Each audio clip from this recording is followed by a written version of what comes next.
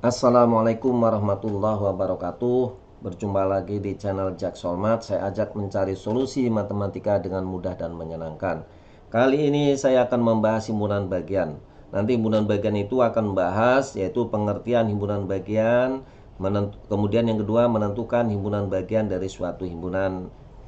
Namun sebelumnya jangan lupa untuk mengklik like, subscribe, dan bunyikan loncengnya sehingga untuk mendapatkan informasi-informasi video yang terbaru. Baiklah, untuk menyingkat waktu, kita langsung saja membahas pengertian himpunan bagian. Apa sih himpunan bagian itu? Yaitu jika himpunan A merupakan himpunan bagian dari B, jika kalau setiap itu wajib ya, anggota A menjadi anggota B. Jadi anggota itu menjadi anggota B. Dituliskan bentuknya semacam ini. Jadi cara bacanya A himpunan bagian dari B. Ya, itu semacam ini juga bacanya dari sini nih, A himpunan bagian dari B.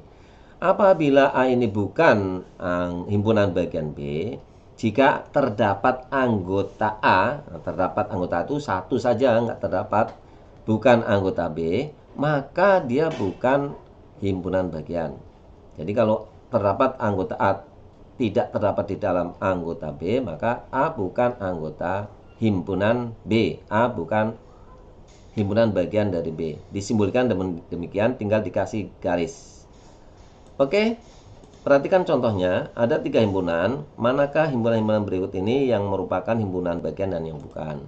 Kita bandingkan A dengan B. A 1, 2, 3 apakah ada di dalam B? Oh, ternyata tidak. Maka A bukan himpunan bagian dari B. Ya. Apabila sebaliknya, apakah B himpunan bagian dari A? Juga tidak, karena yang B juga tidak terdapat dalam B. Kemudian selanjutnya, A adalah 1, 2, 3. Apakah himpunan bagian dari C? Nah, ternyata 1, 2, 3 ini ada di dalam C. Maka A anggota himpunan bagian dari C. Ya. Kemudian B, 4, 5, 6. Apakah himpunan bagian dari C? Kita lihat, apakah 4, 5, 6 ada di C? Ternyata 5 tidak terdapat di sini. Maka B bukan himpunan bagian dari C. Oke. Bagaimana kalau himpunan A dengan A?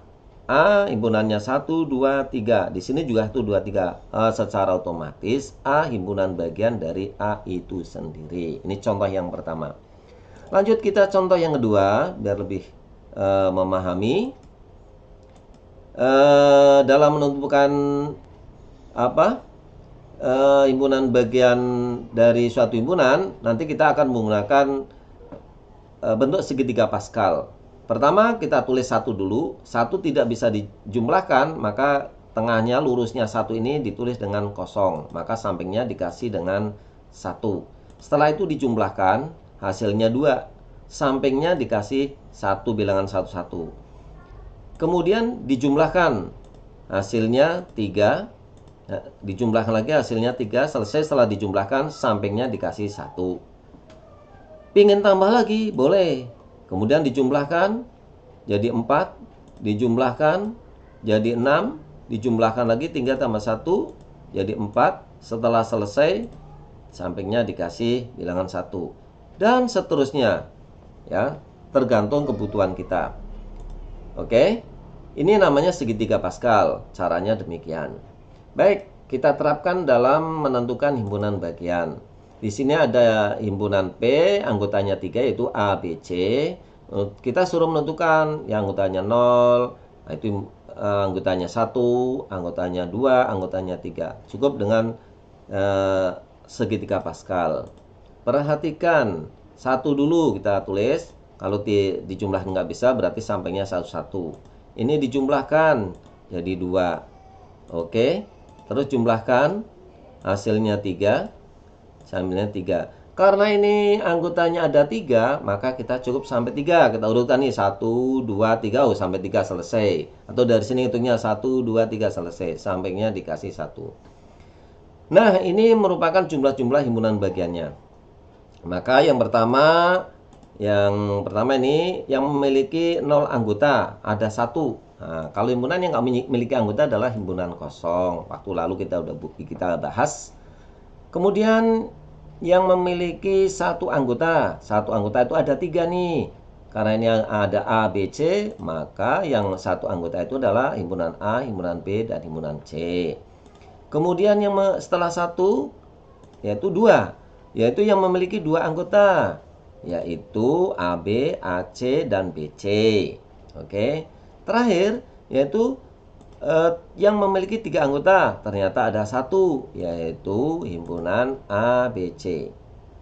Nah, setelah kita dapatkan ini, maka himpunan bagian dari P itu apa saja? Ya, himpunan kosong, himpunan ABC, himpunan ABAC, BC, kemudian himpunan ABC. Ada berapa? 1, 2, 3, 4, 5, 6, 7, 8. Oh, ternyata ada 8. Oke, mudah-mudahan bisa dipahami. Lanjut kita pada contoh yang ketiga. Bagaimana kalau ada dua anggota? Yaitu misalnya P anggotanya 2 nih. Ya, kita cukup sampai 2 saja. Oke. Nah, sudah sampai 2 ini. Pertama berarti ini 0 dulu.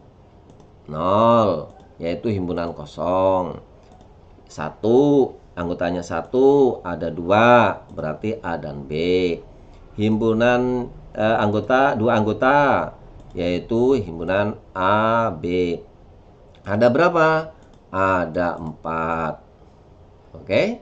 1, 2, 3, 4. Lanjut contoh yang keempat supaya bisa lebih paham. Bagaimana kalau anggotanya 1? Ya, berarti satu tangga.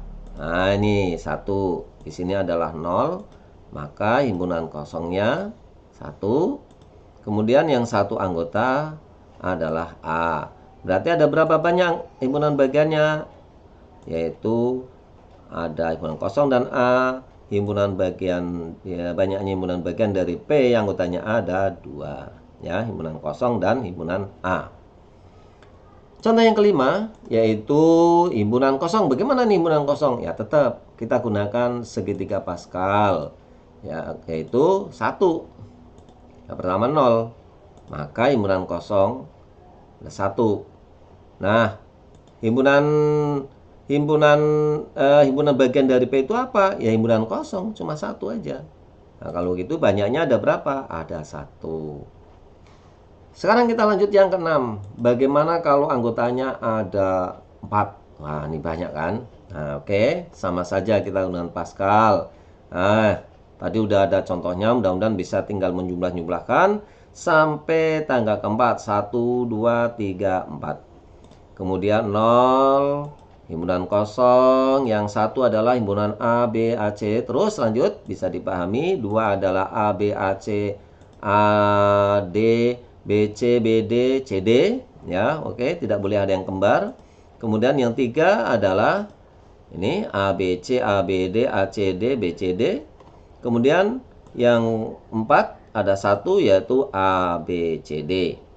Nah, dihitung ada berapa?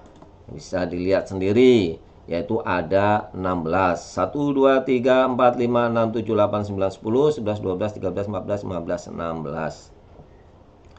Oke, lanjut. Berarti banyak himpunan yang anggotanya 4 itu ada 16. Ini bisa dirangkumkan berikut. Apabila himpunan kosong, berarti anggotanya 0. Nggak ada himpunannya nih, nggak ada anggotanya. Ya, nah, himpunan bagiannya tadi ada berapa? 1. Kemudian kalau ada 1 anggota, himpunan bagian ada berapa tadi? 2. Silahkan dicek kembali, direview ke belakang. Kemudian kalau ada anggotanya 2, ada 2. Himpunan bagiannya ada 4. Kalau 3 ada 8. Kalau 4 ada 16. Kalau dan seterusnya, kalau sampai N, nah, N ya berarti anggotanya ada N. Di sini ada berapa? Nanti kita akan cari. Oke? Nanti kita akan cari di sini. Baik, kita uraikan dulu. 1 nggak bisa diuraikan, 2 juga nggak bisa. Jadi kita kalikan jadi bentuk perkalian ya. Kemudian 2, ya, jadi 2 kali 2. Jadikan bilangan yang sama. 8 itu 2 kali 2 kali 2 jadi 8. 16 2 kali 2 kali 2 kali 2 dan seterusnya. Nah, kita mulai dari sini dulu nih. 2 kali 2 menjadi bilangan pangkat adalah ya, yaitu 2 pangkat 2. Ini 8, 2 kali 2 kali 2 ada 3 kali berarti 2 pangkat 3. Kemudian 2 kali 2 kali 2 yang 16 ini 2 pangkat 4. Nah 2, 3, 4 ini dari mana? Perhatikan nih. Ini bilangan 2, ini bilangan 3, bilangan 4. Oh, kalau begitu pangkatnya adalah yang menjadi banyaknya anggota.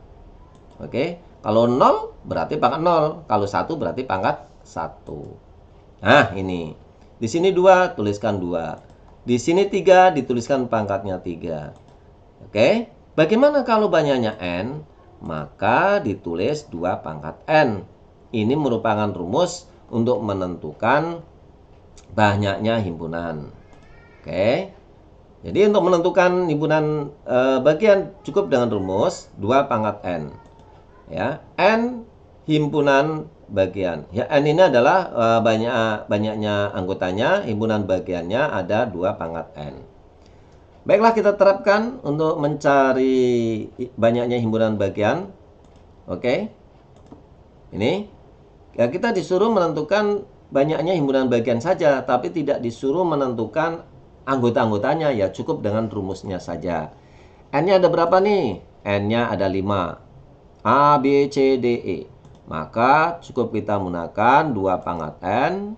Akhirnya 2 pangkat 5. 2 pangkat 5 hasilnya 32. Jadi banyaknya himpunan bagian dari P yang anggotanya ada 5, maka didapatkan 32. Bagaimana untuk mencari 6? Anggotanya ada 7, 8, dan seterusnya. Demikian pembahasan himpunan bagian kali ini. Barangkali ada tulisan-tulisan yang tidak pas atau tidak berkenan, atau ucapan saya ada kekeliruan dan yang tidak berkenan bagi pemirsa semuanya. Kami sebagai manusia biasa mohon dimaafkan, dan saran kritiknya untuk kebaikan video pembelajaran ini yang akan saya tunggu. Barangkali ada ide-ide yang bisa menjadikan lebih baik pembuatan video ini. Dan saya akhiri sampai di sini. Sekali lagi saya mohon maaf. Saya akhiri. Assalamualaikum warahmatullahi wabarakatuh.